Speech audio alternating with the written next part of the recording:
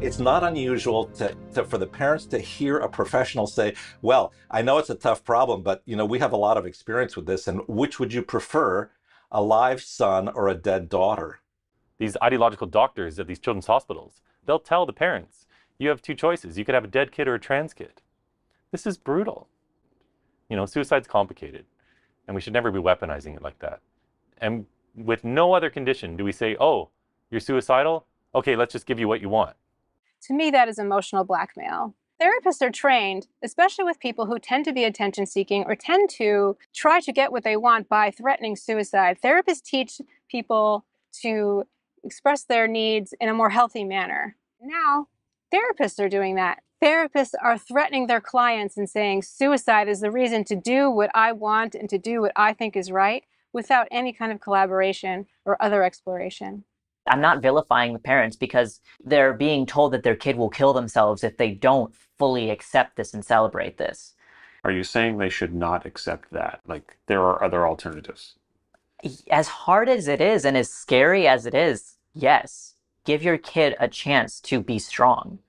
Don't tell your child you're so weak that, yeah, you will kill yourself. That is such a harmful thing. I believed it. I believed that I would kill myself if I didn't transition because I already knew what it felt like to be suicidal. I was miserable. I felt very weak and vulnerable. I needed someone to tell me that I was strong enough to get through this and that I didn't have to permanently change my body, and that the mainstream message that I'm being told, maybe I should entertain the possibility that that's wrong.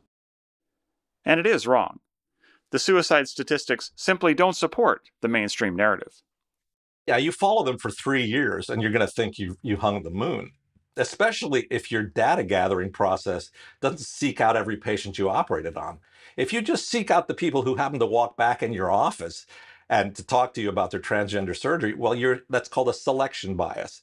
You're basically talking to people who haven't killed themselves, obviously, and people who are happy enough with their result that they decided to come back and see you. Yeah, if you did 100 operations and your follow-up only includes 22 people, well, what happened to all those other people? Are they in a psychiatric hospital? Have they been incarcerated for a violent crime because they've been taking testosterone for 5 straight years and now they're roid rage? Have they killed themselves? These doctors wouldn't know because they didn't go looking for them. But the Swedish database has saved the day for us because healthcare in Sweden, every event of healthcare gets entered in the same database from womb to tomb. What does that database show? Well, it shows us that if you only follow these people for about 3 to 5 years, you've done them a world of good. But you get beyond a certain point, and they're no longer hearing the affirmative messages because people are tired of revisiting that issue after 5, 6 years of, oh, you're beautiful, you're wonderful, you're your authentic self, and all that stuff.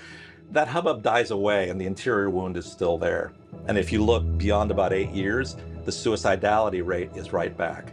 Taking all patients fully transitioned, they have a higher rate of suicide than the general population. We see too much regret after this. That's why they're 18 to 20% more likely to commit suicide after they go through this. Why? Because they had a broken identity. And treating them with hormones and surgery doesn't fix a broken identity. It just adds more pain and more suffering, and actually, in a way, it's more abuse. If we look at what the whole process of transgendering is, if we can use that word, it's self-destructive. Every process requires you to destroy who you are.